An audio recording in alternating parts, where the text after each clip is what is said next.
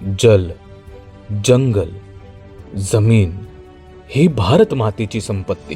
त्यावर आदिवासी समाजाचा हक्क आहे हे जगाला ठणकावून सांगण्यासाठी 15 नोव्हेंबर 1875 रोजी झारखंडच्या भूमीत जन्माला आलं धरतीचं पुत्ररत्न धरती आबा भगवान बिरसा मुंडा. वयाच्या अवघ्या 24व्या वर्षी भगवान बिरसा मुंडा यांनी आदिवासी समाजाच्या मनात स्वाभिमानाची ज्योत चेतवली आणि झारखंडच्या डोंगराळ भागात उभी राहिली एक क्रांती. जुलमी ब्रिटिश सत्ताधाऱ्यांच्या विरोधात उभ्या राहिलेल्या त्या क्रांतीचा मंत्र होता उल गुलान. आज 150 वर्षानंतरही त्यांचा विचार प्रत्येक आदिवासी हृदयात तेजाने झळकतोय, देशासाठी झटण्याची उमेद देतोय.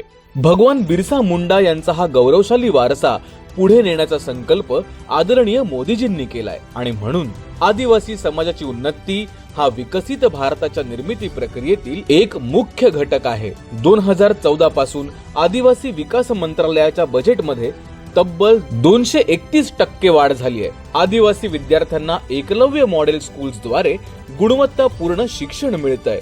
वन धन विकास केंद्र हा आदिवासींच्या आत्मनिर्भरतेचा मार्ग ठरतोय. प्रधानमंत्री जनजातीय उन्नत ग्राम अभियानातून आदिवासी बहुल गावांमध्ये मूलभूत आणि पायाभूत सुविधा उभ्या राहत आहेत. रांचीतील बिरसा मुंडा संग्रहालय असो वा जनजातीय गौरव दिन, विस्मृतीत गेलेल्या वीरांचा पुन्हा एकदा सन्मान होतोय. आदिवासी जनसमुदायाला समाजाच्या मुख्य प्रवाहात सामावून घेण्यासाठी मोदीजींच्या नेतृत्वात सुरू असलेल्या अशा अनेक गोष्टी सांगता येतील. धरती आबा भगवान बिरसा मुंडा यांना शतकोत्तरी सुवर्ण महोत्सवी जयंती निमित्त कोटी कोटी वंदन. सर्व भारतीयांना जनजातीय गौरव दिनाच्या हार्दिक शुभेच्छा.